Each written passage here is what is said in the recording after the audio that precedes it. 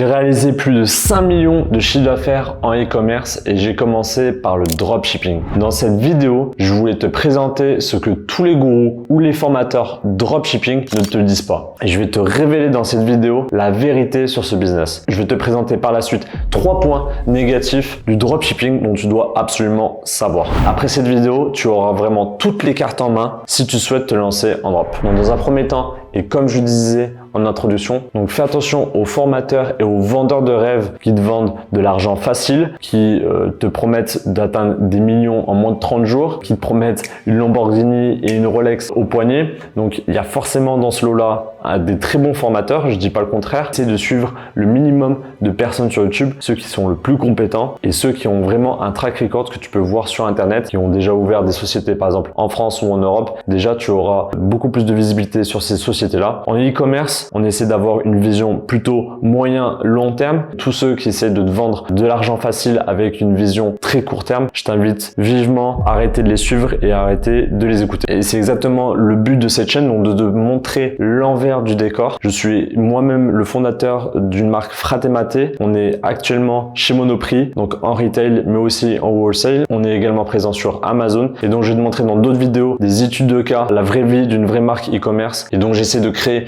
une vraie marque et pas forcément une petite marque qui va faire un gros pic de chiffre d'affaires. Il va cracher. J'essaie de créer un vrai asset que je vais pouvoir revendre par la suite. Donc, si ça t'intéresse et si l'e-commerce t'intéresse sur le long terme, je t'invite à t'abonner à cette chaîne. Il y a beaucoup de personnes qui parlent de chiffre d'affaires, mais très peu parlent de bénéfices. Quel est le résultat net? Donc, le résultat net, c'est les chiffres d'affaires moins les marges. Et donc, de manière générale, en e-commerce, on tombe autour de 10 à 25% de bénéfices. Il y en a beaucoup sur YouTube qui arrivent à te dire qu'ils arrivent autour de 30 à 50% de bénéfices. Fais très attention à eux parce que probablement ils ne payent pas la TVA. Tu es censé le savoir, mais depuis 2021, il y a une nouvelle loi qui t'oblige à payer la TVA à l'import, donc ça soit ton client ou toi-même. Et donc c'est pour ça qu'ils arrivent à ces montants-là. Forcément, donc 20% c'est énorme par rapport à une personne qui doit la TVA, qui est redevable de la TVA. Donc fais très attention à ces personnes-là parce que 1, ils sont dans l'illégalité. 2, leur business c'est impossible à revendre. Imagine un acquéreur qui arrive et qui fait une audition, donc un due diligence de ton business et tu n'as pas reversé la TVA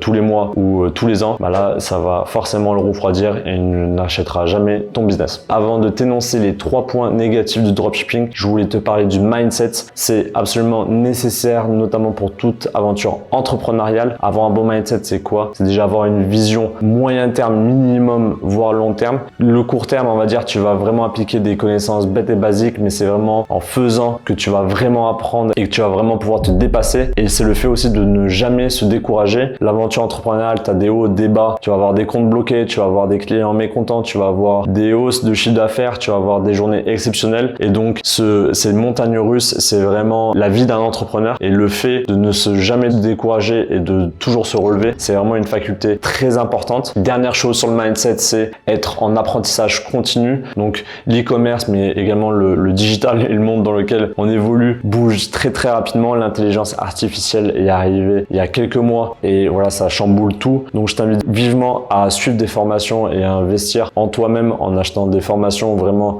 sur une compétence particulière qui pourra passer ton business à un niveau supérieur. Voilà, c'était le dernier point sur le mindset. Donc, le premier point négatif, donc beaucoup de dropshippers essayent de cacher ça, mais ça devient réellement un enfer quand tu fais face à des blocages constants où vraiment toutes les semaines, tu peux avoir ton Stripe, ton PayPal ou ton profil Facebook qui peut sauter. Et ça, franchement, tu peux pas dormir sur tes deux oreilles quand tu sais que probablement le lendemain, tu sais que ton Stripe va sauter et donc tu as de l'argent qui est forcément bloqué. Tu vas avoir des soucis financiers parce que tu vas pas pouvoir payer tes fournisseurs et ainsi de suite. Donc les blocages en continu, c'est vraiment l'information que tu dois retenir si tu commences en dropshipping. Donc Facebook, PayPal, Stripe, TikTok par exemple ou Google, toutes ces plateformes-là, en fait, elles veulent que leurs utilisateurs aient une bonne expérience client. Donc ils aient une bonne expérience globale et ils vont vite voir si ils n'ont pas reçu le produit en temps et en heure ou si le produit est de mauvaise qualité. Je vais te montrer dans le dernier point comment ils arrivent à savoir ça. Donc pour toi, c'est toujours avoir un plan de backup, avoir un Stripe, un PayPal ou le compte compte de ton pote pour remettre ton business d'aplomb. Donc là, c'est vraiment beaucoup de soucis. Et le fait de créer une marque, en fait, tu vas supprimer tous ces soucis-là parce que tu vas avoir un numéro de SIRET, par exemple, un numéro de TVA. Et donc, Google et Facebook vont te croire beaucoup plus et les blocages, tu n'en auras pas tout simplement et tu vas pouvoir en fait payer Google ou Facebook à 30 jours et ainsi de suite. Donc, ça va créer une relation de confiance. Donc, voilà, c'était vraiment le premier point négatif. Ce sont les blocages à répétition et qui vont vraiment t'ennuyer sur le long terme. Donc, le deuxième point négatif, c'est la barrière à l'entrée qui est trop simple. Il est très facile de savoir quel produit fonctionne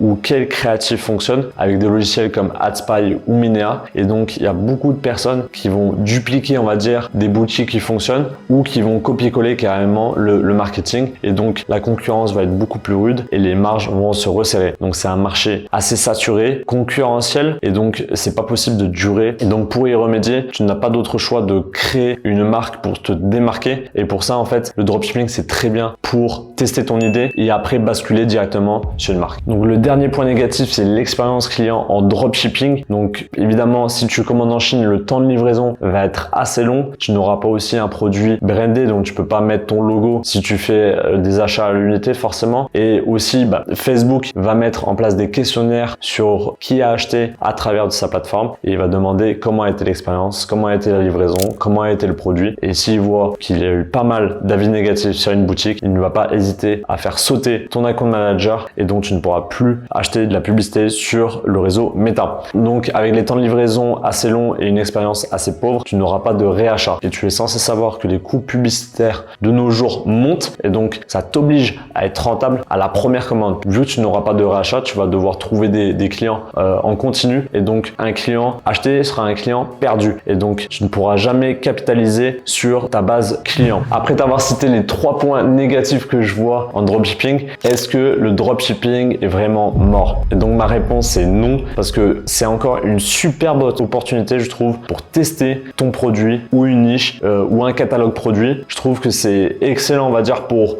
tester un produit rapidement sans commander un stock de Chine ou d'un autre pays. Donc je t'invite à le faire seulement pour tester ton idée, ton produit de market fit et une fois si c'est validé de commander un stock en France ou là où tu es pour avoir des livraisons beaucoup plus rapides et créer une vraie marque. Donc voilà, je trouve que le dropshipping c'est toujours une très belle opportunité pour tester un produit. Et donc faire une marque, tu vas travailler le repeat, donc tu ne vas pas redémarrer de zéro tous les mois. Une personne qui a déjà passé une commande chez toi et qui a vécu une bonne expérience, il est fort probable qu'elle te le recommande à ses amis ou à sa famille et à repasser une nouvelle commande sur ta boutique en ligne. Voilà, c'est la fin de cette vidéo. J'espère que ça t'a plu. Si c'est le cas, n'hésite pas à me le dire en commentaire, à liker cette vidéo et à t'abonner à cette chaîne où on parle e-commerce et on se retrouve très vite pour la prochaine vidéo. Ciao, ciao.